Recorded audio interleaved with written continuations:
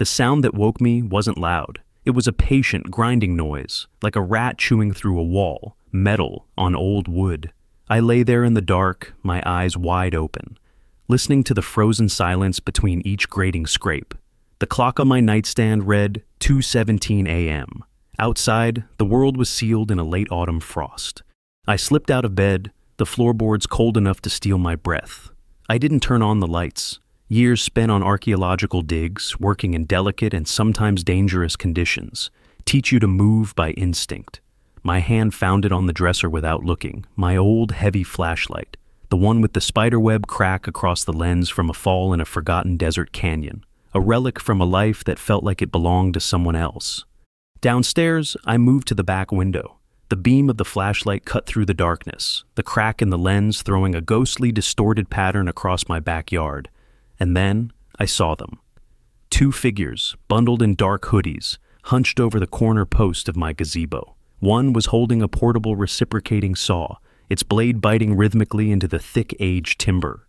A cold, clean anger washed over me. Not hot, not explosive, just a chilling, absolute certainty. This was a violation. This happened to me, by the way. And if you're watching Karenology, you probably know. It's never just a misunderstanding. I slid the back door open, the rollers protesting with a soft groan. The sound was just enough. The two figures froze, their heads snapping in my direction, blinded by the fractured beam of my light. For a second, nobody moved. The air smelled of ozone from the power tool and the sharp, clean scent of frozen earth. Then, they dropped the saw and scrambled over the back fence, disappearing into the neighboring yards like shadows. I didn't shout. I didn't chase. I just walked across the stiff frosted grass, my breath pluming in the flashlight's beam. The gazebo stood there, a dark silhouette against a starless sky. It wasn't just a gazebo, it was an exact, to-the-inch replica of a 19th century garden pavilion I had documented for a historical preservation project.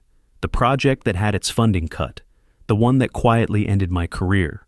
I had built this with my own hands, using period-accurate techniques and reclaimed, legally sourced timber. It was the last piece of my old life I still had, and they had tried to cut its legs out from under it. I ran my fingers over the deep, jagged gash in the main support beam. The wood was nearly severed. Another minute and they would have brought the whole corner down. I stood there for a long time, just feeling the cold seep into my bones. This wasn't random vandalism. This was a message. The next morning, I found out who sent it. It wasn't a note on my door or a brick through my window. It was worse. My phone buzzed with a notification from the community's social media page. Karen, the head of our homeowners association, had posted a picture. It was a close-up of the damaged beam, taken from the street. Her caption read, "A deeply concerning situation in our neighborhood this morning. Dr. Thorne's unapproved and clearly unstable structure has suffered a major failure. I was worried this would happen. This is a serious safety hazard for our children. The board will be taking immediate action." Just like that. No questions, no call. She had turned their criminal act into my negligence. Have you ever had that feeling? The one where the world tilts and you realize you're not in a disagreement? You're in a war you didn't even know had been declared. The comments started pouring in. Dozens of them. Neighbors I'd known for years. People I'd shared a beer with. "Tear it down," one said. "My kid plays near there," said another. "Always knew that thing looked rickety." My phone kept buzzing, each notification a tiny digital stone being thrown. They had their villain. The final blow came around noon. The doorbell rang. It was a teenager I didn't know, nervously holding a crisp white envelope with the Homeowners Association logo. I took it and closed the door without a word. My hands were steady as I tore it open. It was an official notice. It cited a dozen bylaws I had supposedly violated. It detailed the imminent danger my gazebo posed. And at the bottom of the page, a number that made my stomach clench. A fine for creating a public nuisance and failing to maintain my property. $7,500. Payable within 14 days, followed by an order for the immediate removal of the illegal structure. They thought they were cutting down a structure. They had no idea they were just sharpening an old, forgotten tool. The fine felt heavier than paper. $7,500. It was a number designed to break you, to make you surrender before the fight even began. My hand was shaking, just slightly. For a moment, the world felt very small and very quiet, just the rustle of that single sheet of paper and the frantic hammering in my chest. Funny thing is, when you've already lost a career you loved, you learn something about the floor. You learn it's solid. You can stand on it. I wasn't going to be pushed through it. Karen and her keyboard warriors had mistaken a quiet man for a weak one. Big mistake. You know the type. All smiles and neighborhood watch Captain Energy, but underneath, there's something cold and hungry.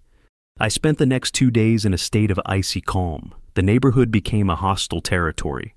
The friendly waves from across the street stopped. Instead, I got hard stares. I heard whispers when I walked to my mailbox. Someone had egged my front door. It was petty, childish stuff, but it served its purpose. It was designed to make me feel alone, and let me tell you, it was working.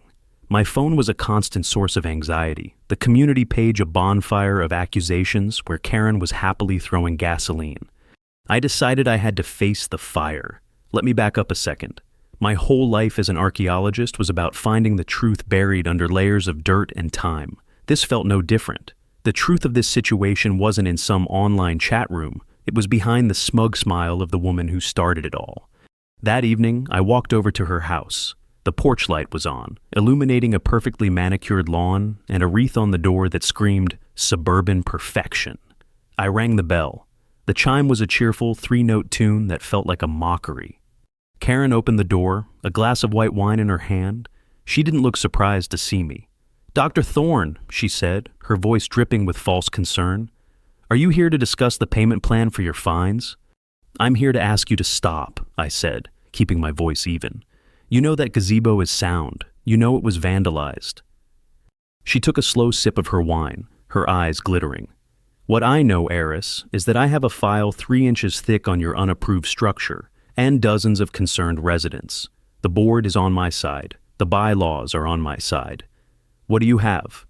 "I have the truth." She laughed. It wasn't a pleasant sound. It was sharp and brittle. "The truth? Oh, that's adorable. In this world, the truth is what the majority agrees on, and right now, they agree with me. Now, if you'll excuse me, I have calls to make. The demolition company needs a heads up." She started to close the door. "This is about more than the gazebo, isn't it, Karen?" I said, my voice dropping. "What do you really want?" She paused, the door half closed. Her smile vanished, and for a split second, I saw that cold, hungry thing I'd sensed before. "I want compliance," she hissed, the words like ice chips. "And you, doctor, are a nail that needs to be hammered down." The door clicked shut in my face. I walked back home under the cold, indifferent streetlights. The feeling of isolation was a physical weight. I had no allies, no one to back me up. For the first time, I felt the sharp edge of despair. Have you ever felt that? Like you're shouting into a hurricane and no one can even hear you? That night, sleep didn't come easy. When I finally drifted off, it was into a restless state, half waking at every creak of the old house. But then, a new sound pulled me fully awake, or rather, a lack of one. The usual hum of the furnace was gone. It was replaced by a gentle rhythmic ticking. I got up and went to the window. My blood ran cold. The ticking was the sound of water hitting frozen leaves. Outside, in the dead of a freezing night, my automatic sprinkler system was running at full blast. Not just the lawn, the flower beds, the roses my wife had planted, and the gazebo. A steady, relentless spray of water was coating every inch of the structure. I stared, mesmerized in horror, as the water hit the wood and froze almost instantly, encasing my last connection to my past in a beautiful, glittering tomb of ice. The tomb was breathtaking. I'll give them that. When the sun rose, my backyard had transformed into a crystal palace. Every branch of every tree, every shingle on the gazebo roof, and every last one of my wife's rose bushes was encased in a thick, perfect layer of ice. It sparkled. It refracted the morning light into 1,000 tiny rainbows. It was the most beautiful act of destruction I had ever witnessed. The sound was what got to you, a constant gentle tinkle as the sun warmed the air and tiny shards of ice broke free and fell to the frozen ground. It sounded like a world made of glass, slowly shattering. I stood at my window, coffee getting cold in my hand, and just watched it. My roses, the ones she had spent a decade nurturing, were gone. Their delicate stems were snapped, their petals frozen solid and brittle.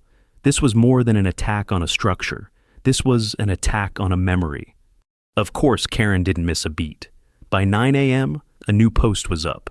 A gallery of photos expertly framed to make the gazebo look like it was collapsing under the weight of the ice. "Urgent update," the headline screamed.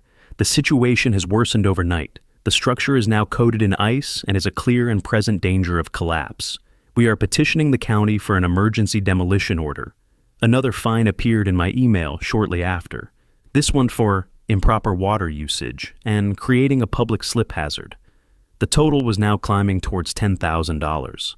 I spent the morning outside with a rubber mallet, gently tapping at the ice on the main support beams, checking the integrity of the wood underneath. The damage was mostly cosmetic, but the sheer weight was a real concern. I felt a presence behind me and turned. It was Leo, my neighbor's kid.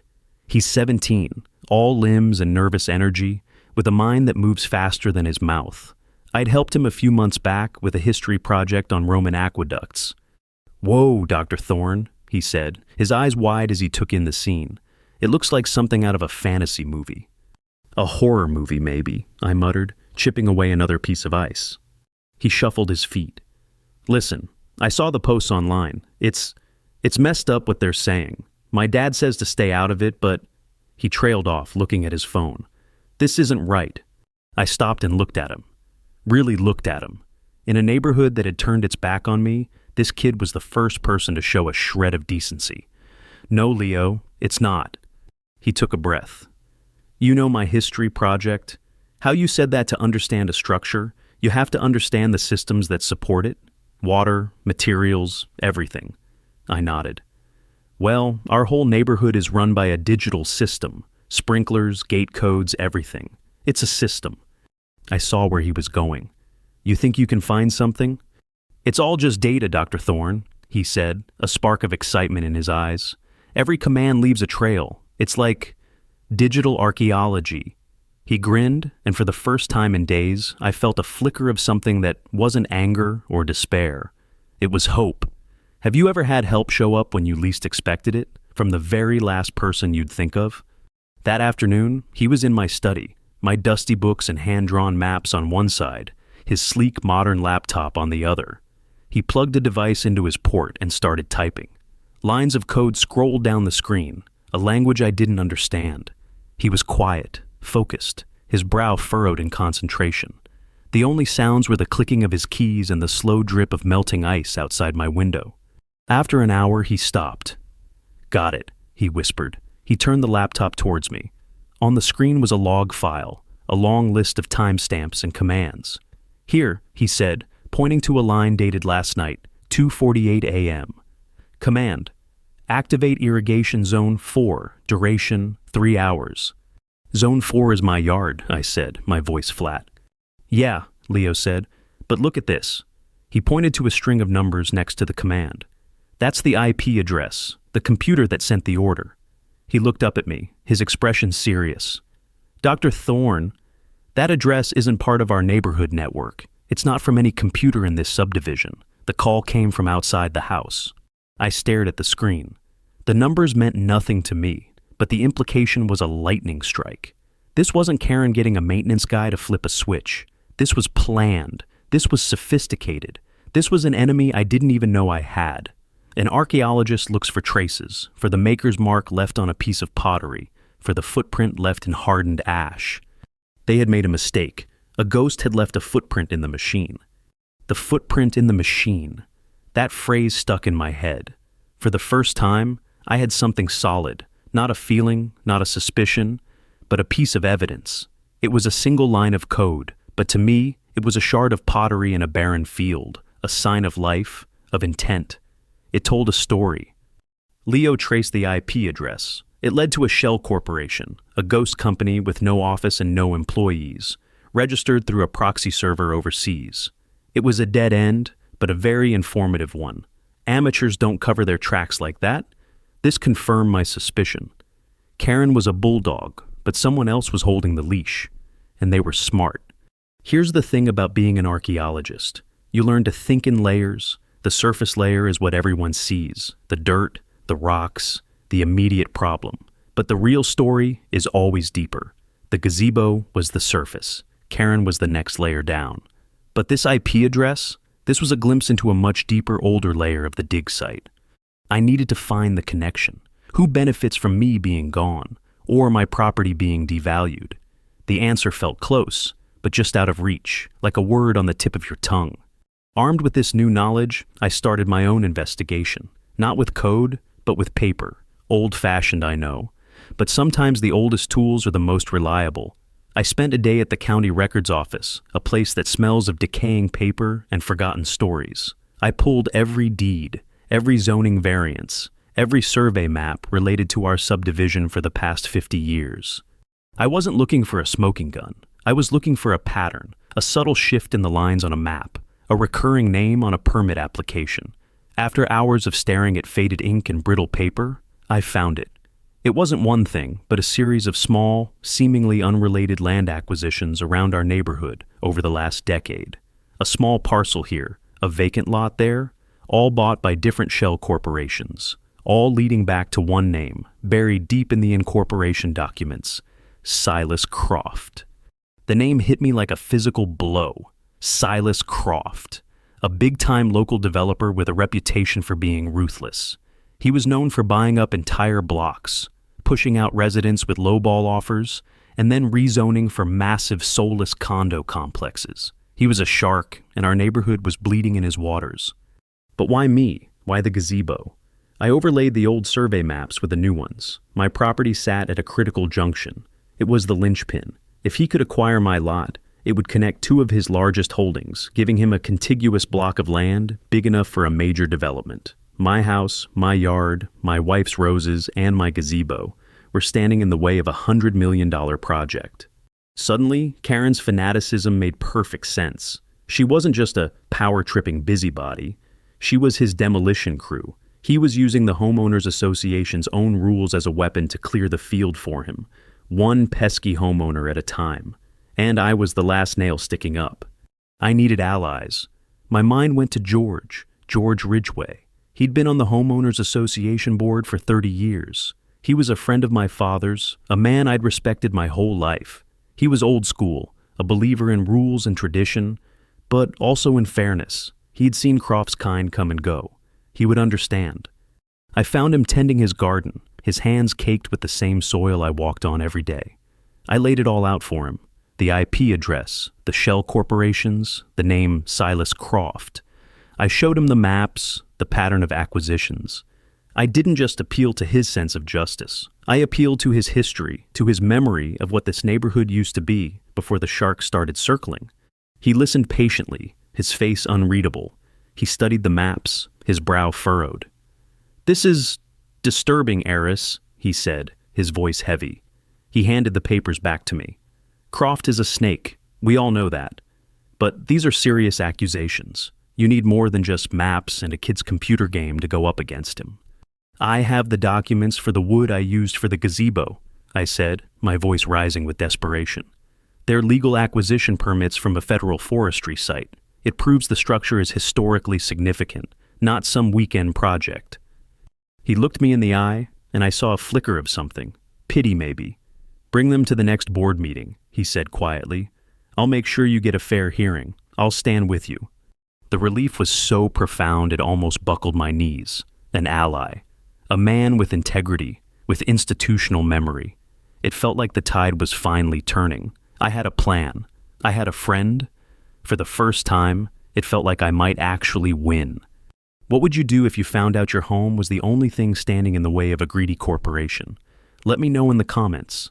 And if this story's hitting home, go ahead and hit that like button. You have no idea what's coming next. Because as I walked away feeling the first real warmth of hope, I didn't see the shadow that fell over George's face. I didn't know that the man who had just promised to be my shield was about to become the sharpest sword in my enemy's hand. The board meeting was held in a sterile, windowless room at the back of the community center. The air was thick with the scent of stale coffee and self-importance. I walked in, feeling something I hadn't felt in weeks: confidence. In my hands, I held a leather-bound folio containing the acquisition permits for the gazebo's timber. Each document was stamped, signed, and certified by the U.S. Forest Service. It was my silver bullet. Karen was at the head of the long table, flanked by two other board members who nodded at her every word like bobblehead dolls. George sat on the opposite side, giving me a small, encouraging nod as I took a seat. Silas Croft was nowhere to be seen, but his presence hung in the room like a ghost. "We are here," Karen began, her voice crisp, "to finalize the demolition order for the unapproved structure at Dr. Thorne's property." "I object," I said, standing up. I placed the folio on the table with a solid thud. "This structure is not unapproved. It is a historically accurate reconstruction, built with materials legally and painstakingly acquired for that specific purpose. And I have the proof." I opened the folio. I explained what the documents were, my voice calm and measured. I talked about the specific type of reclaimed timber, its historical significance, and the federal permits that allowed me to procure it. For the first time, I saw a flicker of doubt in the eyes of the two bobbleheads. Even Karen's smug smile seemed to tighten at the edges. This was my moment. This was where the truth mattered. "George," I said, turning to my ally, "you've seen these. You know what they represent." George cleared his throat. He picked up one of the documents, holding it up to the fluorescent light. He didn't look at me. He looked at Karen. "These are interesting papers, Aris," he said slowly. "Very detailed."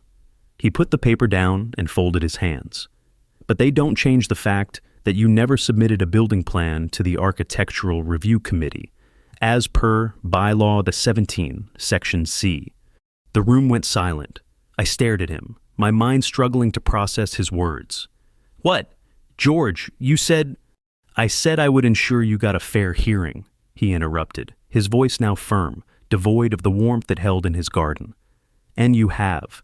But the rules are the rules. My personal feelings, or our father's friendship, can't change that." It was a punch to the gut. The air left my lungs. He hadn't just failed to support me. He had actively used his knowledge of the bylaws to cut me off at the knees. He'd taken my own evidence, my proof of legitimacy, and turned it into a procedural technicality. He had set the trap, and I had walked right into it. Have you ever been betrayed by someone you trusted so completely? It's a unique kind of pain. It hollows you out, leaves you standing in the ruins of what you thought was solid ground. Karen's smile returned, wider and more predatory than ever. "Thank you, George. A perfect summary." The board voted. The demolition order was upheld, unanimously. I walked out of that room in a daze. The betrayal was so total, so absolute, I couldn't even feel anger, just a vast, empty coldness. But the day wasn't done with me yet. As I stepped outside into the gray afternoon, two figures approached me. They wore the crisp green and tan uniforms of the U.S. Forest Service. "Dr. Aris Thorne?" the lead agent, a woman with sharp eyes and an even sharper expression, asked. Her name tag read, Harper. "Yes," I said, my voice hoarse. "We're here about a report we received," she said, her tone all business. "An anonymous tip. It alleges that you are in possession of protected timber, possibly removed without authorization from a federal heritage site." She looked past me, toward my house. "We have a warrant to inspect your property." I just stared at her. It all clicked into place with sickening clarity. George hadn't just betrayed me in the meeting, he had taken my silver bullet, my proof of innocence, and handed it to Croft. And Croft had melted it down and recast it as a weapon. He'd twisted my legal documents into the basis for a federal investigation. He wasn't just trying to tear down my gazebo anymore. He was trying to tear down my life, my reputation, my career, everything I had left. The fines were one thing. A homeowners association war was one thing. But this was a federal case.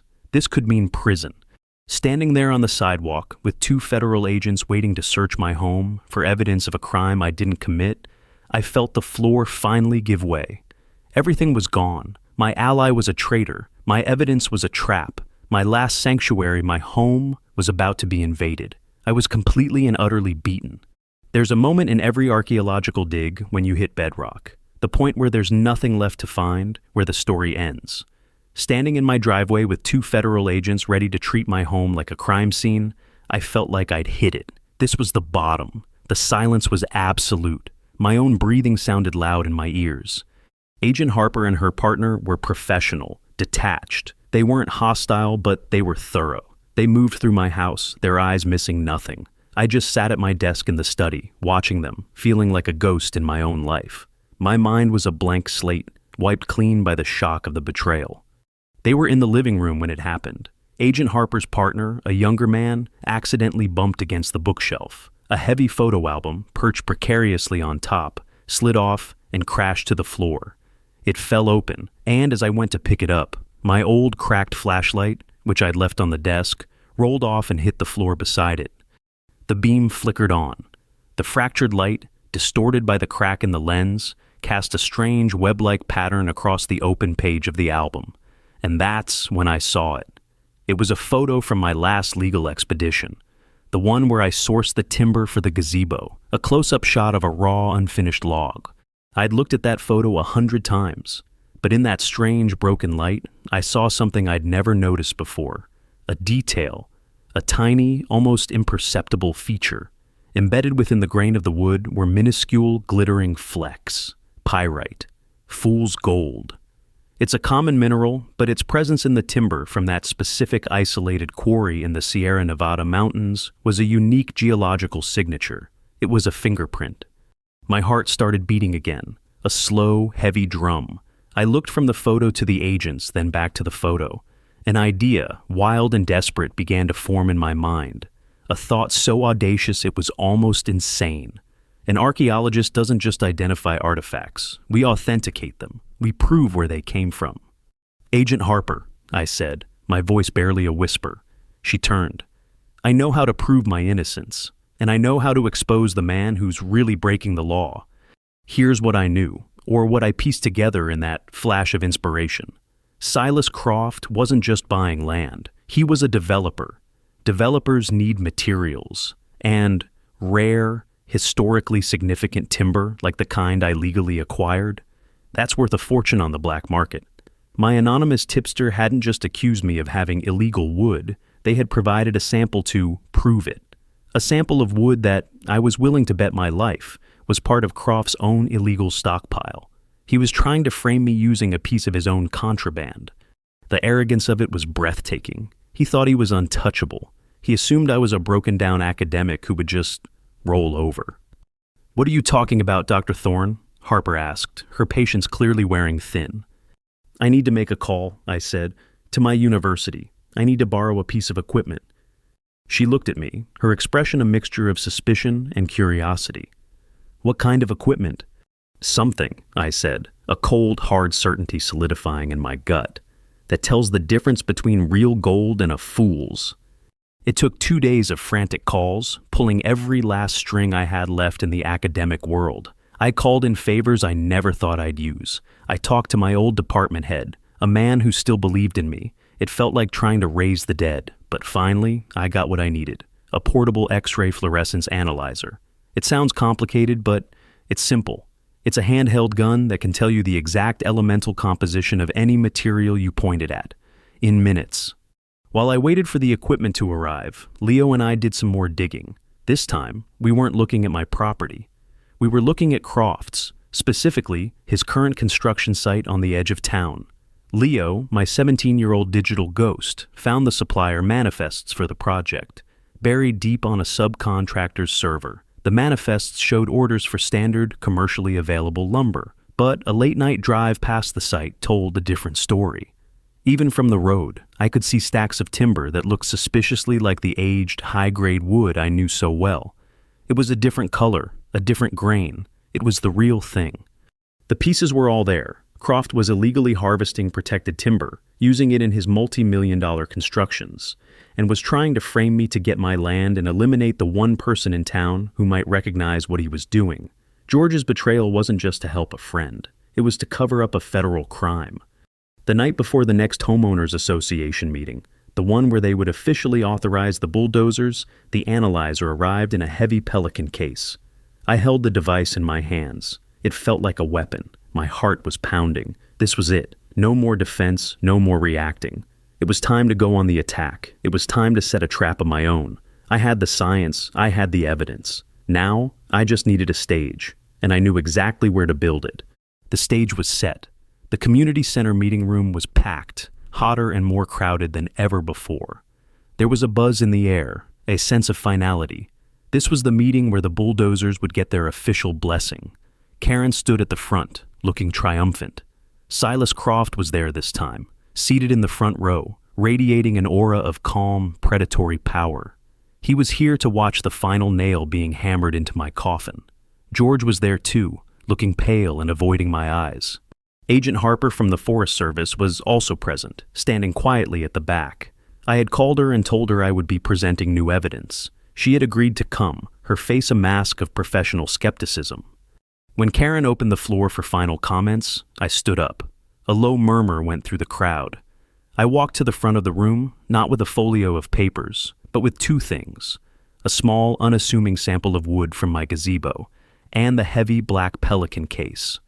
"Before you vote," I began, my voice clear and steady, "I'd like to conduct a small scientific demonstration." I opened the case and lifted out the XRF analyzer. The room fell silent. The device looked like something out of a science fiction movie. "This is an X-ray fluorescence analyzer," I explained simply. "It tells us exactly what something is made of, the elements, its fingerprint." I held up the piece of wood from my gazebo. The timber I used for my project came from a specific federally monitored quarry in the Sierra Nevadas. A unique geological feature of that site is that the soil, and therefore the trees, contain trace amounts of pyrite. I looked directly at Croft. "Fool's gold." I placed the wood sample on the table, aimed the analyzer, and pulled the trigger. A low hum filled the room. On the small screen, a graph began to form. After a few seconds, a sharp, unmistakable spike appeared in the iron and sulfur spectrum. "There it is," I said. "The pyrite signature, the fingerprint of legally acquired timber." The room was dead quiet. You could have heard a pin drop. "Now," I continued, turning to Agent Harper, "the anonymous tip that started your investigation included a sample of wood, correct? A sample supposedly taken from my property." Agent Harper nodded slowly, her eyes fixed on the analyzer. "That's correct. I believe Mr. Croft, sitting here in the front row as a concerned investor, may have had a hand in providing that sample," I said. My voice didn't waver. "And I believe he made a critical error. He gave you a piece of wood from his own stockpile, wood he has been illegally harvesting from protected lands." Croft shot to his feet. "This is an outrage! This is slander!"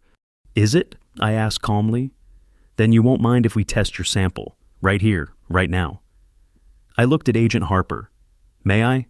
She hesitated for a second, then gave a curt nod. She produced a small, evidence-bagged piece of wood and handed it to me. It looked identical to mine. I placed it on the table. The silence in the room was now so thick you could feel it pressing on your skin. Every eye was on me, on that device. I aimed the analyzer and pulled the trigger. The hum started again. The graph began to form.